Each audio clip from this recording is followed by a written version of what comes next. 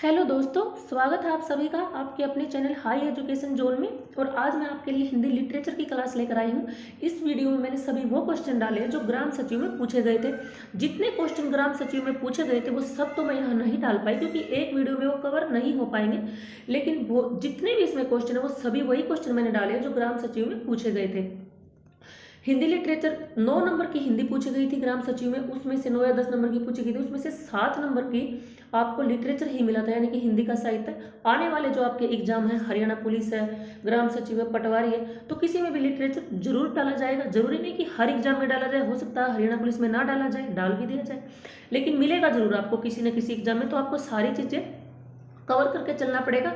और India GK की जो है मैं 30+ जो वीडियो डाल चुकी हूँ इस चैनल पे, उनको भी आप जाकर जरूर देख लेना।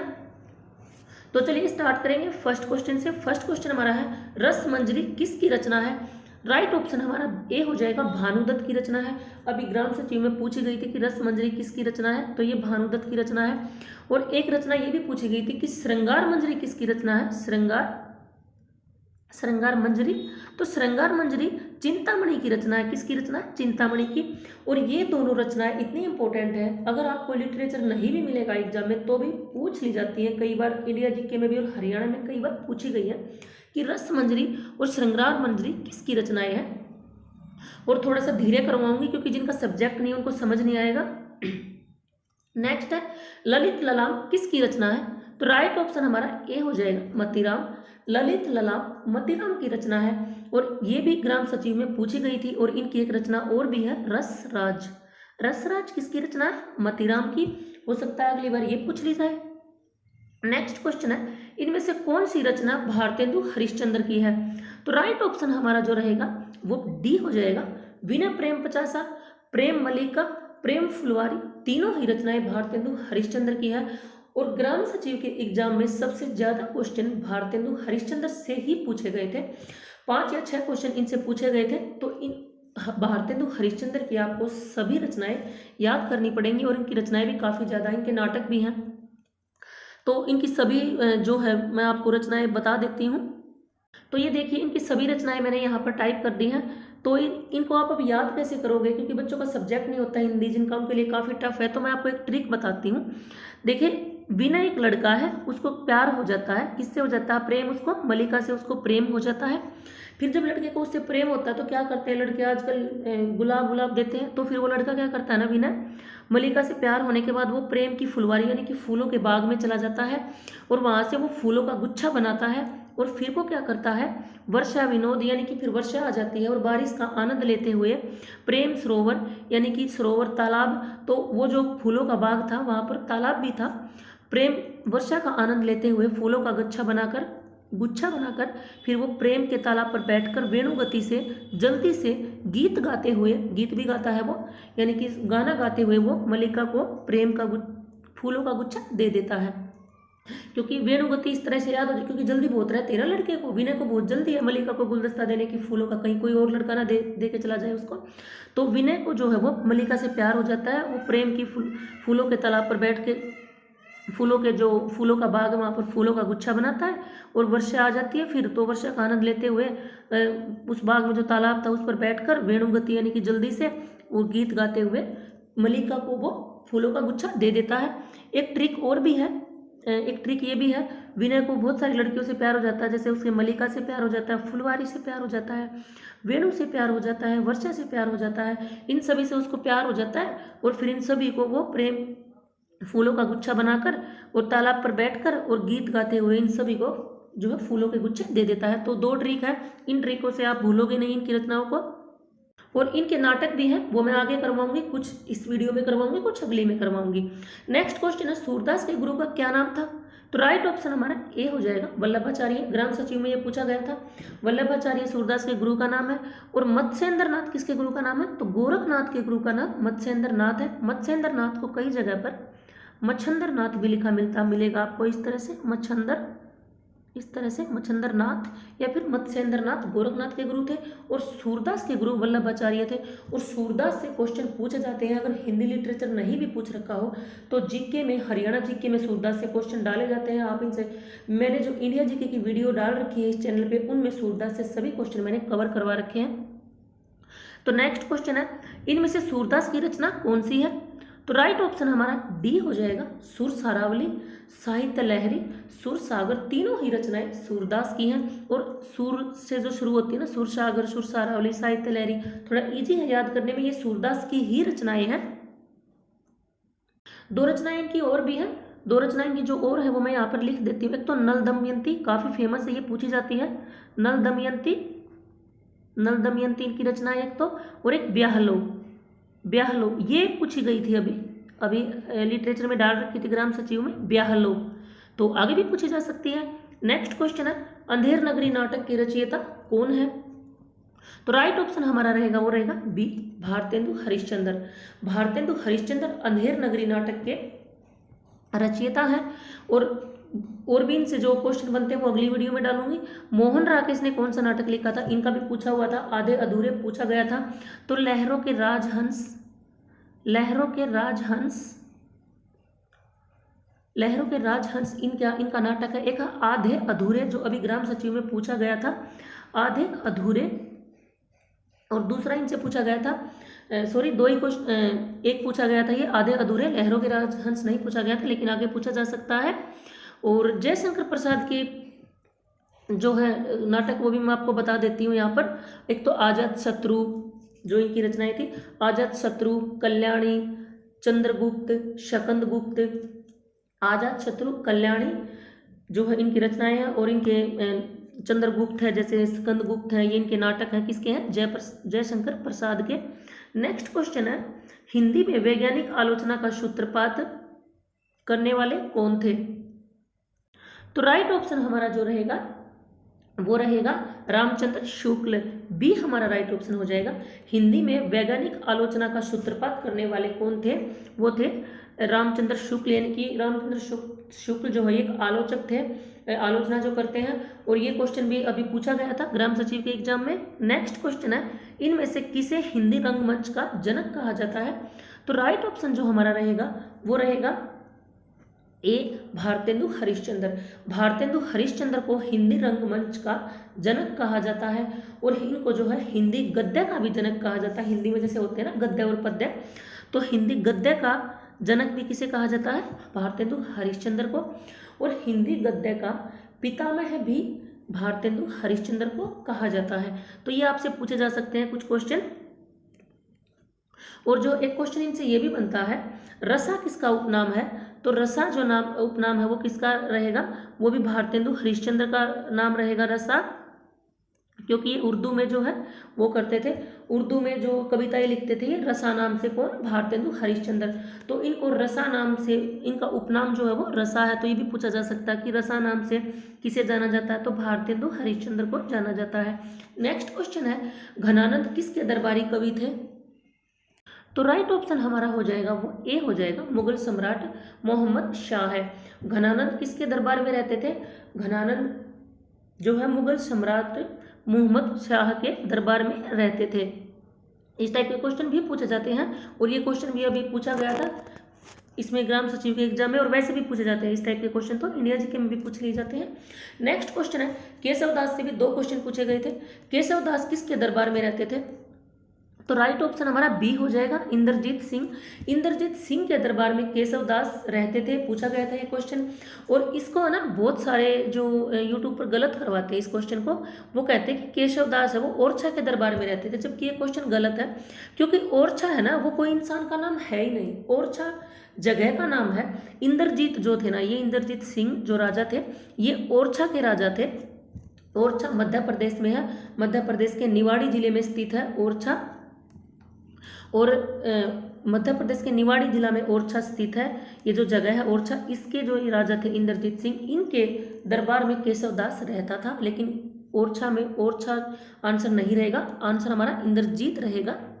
और अगर ये भी पूछ लिया जाए कि ओरछा किस नदी के किनारे पर स्थित है, तो बेतवा नदी के किनारे पर स्थित है। ओरछा बेतवा नदी के बेतवा नदी के किनारे पर स्थित है, एमपी में, मध्य प्रदेश में। नेक्स्ट क्वेश्चन है, इनमें से कौन सी रचना देव की है? देव से वैसे इतने इंपॉर्टेंट नहीं है ये, लेकिन लिटरेचर में तो इम्पोर्टेंट है, जिनका सब्जेक्ट है, लेकिन इनसे क्वेश्चन इतने नहीं बनते, लेकिन फिर भी इनसे 2 क्वेश्चन पूछ लिए गए थे ग्राम सचिव में। तो यही तो दिक्कत है ना, कहीं से भी क्वेश्चन उठा लेता है एग्जामिनर। तो इनसे भी 2 रचनाएं इनकी पूछी गई थी। तो राइट ऑप्शन हमारा डी हो जाएगा। देव की जो रचनाएं हैं वो शब्द रसायन, काव्य रसायन, भाव विलास, तीनों ही रचनाएं देव की हैं। और इनकी और भी रचनाएं हैं, यानी कि जब 2 इनकी रचनाएं पूछी गई थी, तो हो सकता है अगली बार तीसरी पूछ ली जाए। तो मैं आपको सारी रचनाएं इनकी यहाँ पे करवा देती हूँ। इनकी ये इतनी सारी रचनाएं, तो इनकी भी मैंने एक ट्रिक बता देती हूँ आपको। इनकी ट्रिक ये है कि जो कवि है वो क्या करता है, कवि क्या करता है, जब वो कवि काव्य की रचना करता है तो उसको शब्दों की जरूरत होती है। तो शब्द पहले उसने शब्द लिए, और शब्दों से जो है शब्द रसायन, यानी कि शब्दों से उसने काव्य का रचना, किसकी रचना की? काव्य की। शब्द से कवि ने किसकी रचना की? काव्य की, काव्य रसायन की। यानी कि शब्दों से उसने इकट्ठा किया और शब्दों से बना हमारा काव्य, क्योंकि शब्द लिखेंगे तभी तो काव्य बनेगा। और फिर उसने रचना की, काव्य रचना की, काव्य रसायन की देव ने। फिर भाव विलास, यानी कि उसमें भाव भी डाले, क्योंकि काव्य में अगर भाव नहीं होगा तो वो अच्छा नहीं माना जाएगा। जो काव्य है वो अच्छा नहीं लगेगा, किसी को पढ़ने में मजा नहीं आएगा अगर उसमें भाव नहीं होगा। फिर भवानी विलास, यानी कि भाव डाल दिया उसने काव्य में, और फिर भवानी विलास की रचना कर दी। फिर क्या हुआ, जब उसने भाव को डाला था, उसमें भाव को काव्य में डाला था, तो जो है ना भाव से वो अच्छा लगने लगी, इसलिए वो भवानी विलास बन गई, यानी कि आनंद आने लगा पढ़ने वाले बच्चों को। और ठाकुर विनोद यहाँ पर फिर भवानी विलास की रचना के बाद क्या हुआ, एक बार फिर से बता देती हूँ भाई स्टार्टिंग से। शब्द की जरूरत पड़ती है हमें कवि को काव्य के लिए, तो उसने शब्द जो है ना बहुत सारे शब्दों से क्या किया, काव्य का जो है काव्य की रचना की, यानी कि काव्य रसायन। फिर उसमें भाव डाला, क्योंकि भाव डालने से काव्य हमें पसंद आता है, नहीं तो वो जो है बिना भाव का काव्य बच्चे को पढ़ने में जो है नीरस लगता है। फिर भाव डाल दिया काव्य में, तो फिर किसकी रचना कर दी उसने? भवानी विलास की। फिर भवानी विलास की रचना करने के बाद ठाकुर विनोद, यानी कि जो है बच्चों को आनंद आने लगा उसमें। फिर उन्होंने बच्चों ने क्या किया, सुख की अनुभूति की, बच्चे लगा लो या कोई लड़का लड़की कुछ भी लगा लो, फिर उनको है ना सुख की अनुभूति होगी, यानी कि आप सब भी हो सकते हो यहाँ पर, फिर आपको सुख की अनुभूति हुई। फिर कुशल विलास, फिर यानी कि आप जो है ना कुशल, यानी कि आप उसमें डूब गए, आनंद में डूब गए, विलास भोग जो भी उसमें डूब गए, राधिका विलास। और फिर लास्ट में आके जो है जो भी जिनको भी यहाँ पे जो है आनंद की जो वो हो रही थी, लास्ट में आकर उनको अपनी राधिका, इसको आप वैसे याद रख सकते हैं, राधिका विलास। या फिर यहाँ पे ये भी ट्रिक बन जाती कि लास्ट में आके जो बच्चे थे उनको अपनी राधिका मिल गई, क्योंकि हर किसी की राधा होती है इस दुनिया में। अगर किसी लड़की का राधिका नाम है तो भाई वो बुरा नहीं माने, ये सिर्फ ट्रिक है आपको याद, ताकि आपको याद हो जाए हिंदी का काव्य। नेक्स्ट क्वेश्चन है, बिहारी सतसई किसकी रचना है? तो राइट ऑप्शन हमारा हो जाएगा डी, बिहारी सतसई बिहारी की रचना है। और अभी एग्जाम में पूछी गई थी जैसे इसमें ग्राम सचिव में, ये को बहुत इजी है, तो ये इतनी मुश्किल नहीं है कि आप याद ना कर पाओ। बिहारी सतसई तो बिहारी ने की, क्योंकि उसमें भी बिहारी आता है। नेक्स्ट क्वेश्चन है, रामचंद्रिका किसकी रचना है? तो राइट ऑप्शन हमारा जो रहेगा वो रहेगा, राइट ऑप्शन हमारा सी हो जाएगा, केशवदास। रामचंद्रिका रचना जो है वो केशवदास की है। केशवदास की रचना कौन सी है? रामचंद्रिका। केशवदास से भी 2 क्वेश्चन पूछे गए थे, और एक क्वेश्चन ये भी पूछा जा सकता है कि केशवदास से कि इनका उपनाम क्या है? तो कठिन काव्य का प्रेत नाम से इनको जाना जाता था। किससे जाना जाता था? कठिन काव्य का प्रेत। कठिन काव्य का प्रेत ये इनका उपनाम था। किसको जाना जाता था कठिन काव्य के प्रेत से? केशव दास को जाना जाता था। नेक्स्ट क्वेश्चन है, आधुनिक युग की मीरा किसे माना जाता है? तो राइट ऑप्शन हमारा यहाँ पे जो रहेगा वो रहेगा महादेवी वर्मा। महादेवी वर्मा हमारा राइट ऑप्शन हो जाएगा, यानी कि बी हमारा राइट ऑप्शन होगा। आधुनिक युग की मीरा महादेवी वर्मा को माना जाता है, ये क्वेश्चन भी पूछा गया था। नेक्स्ट क्वेश्चन है, अमीर खुसरो का मूल नाम क्या था? तो राइट ऑप्शन हमारा रहेगा अबुल हसन। अमीर खुसरो का मूल नाम जो है वो अबुल हसन था। और अमीर खुसरो से हरियाणा जीके में भी बहुत सारे क्वेश्चन पूछे जाते हैं। अमीर खुसरो से जितने भी क्वेश्चन बनते हैं मैंने सभी अपनी जो 30+ वीडियो इंडिया जीके की डाली है उनमें करवा रखे हैं, तो आप उनको जाकर देख लेना। नेक्स्ट क्वेश्चन है, और जो अमीर खुसरो थे इनको वही सितार और तबले का जनक भी माना जाता है। सितार और तबले का जनक किसको माना जाता है? अमीर खुसरो को।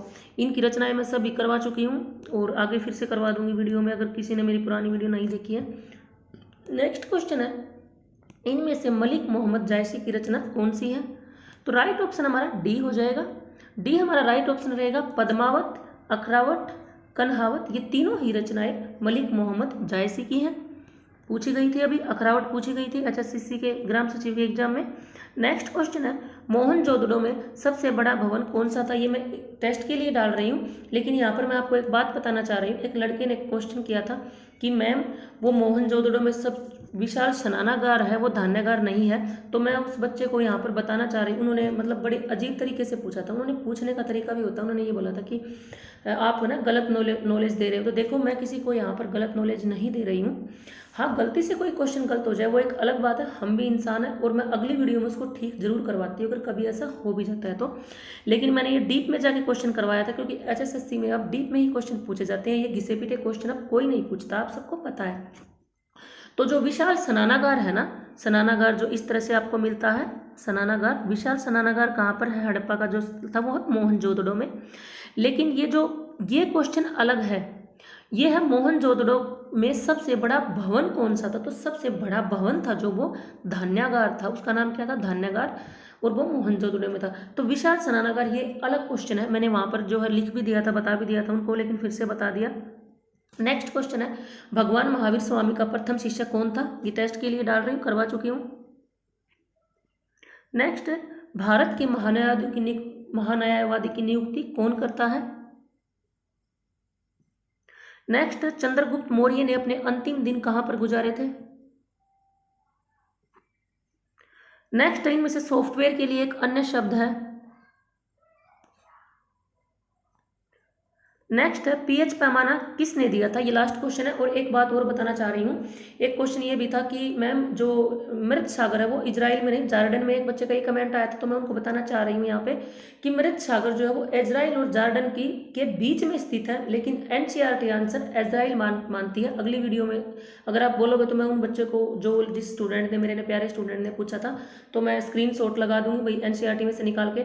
NCERT में आंसर उसका इजराइल ही माना जाता है। हाँ, वो अलग बात है कि आपको ऑप्शन में इजराइल मिले ही ना और जार्डन डाल दे, तो वो एक अलग बात होती है। जिसको मेरी वीडियो अच्छी लगती है वो कमेंट किया करो, शेयर जरूर किया करो वीडियो को, और आपका डाउट हो तो वो भी पूछा करो और शेयर किया करो। चैनल पे नए हो तो सब्सक्राइब कर लिया करो और लाइक भी किया करो।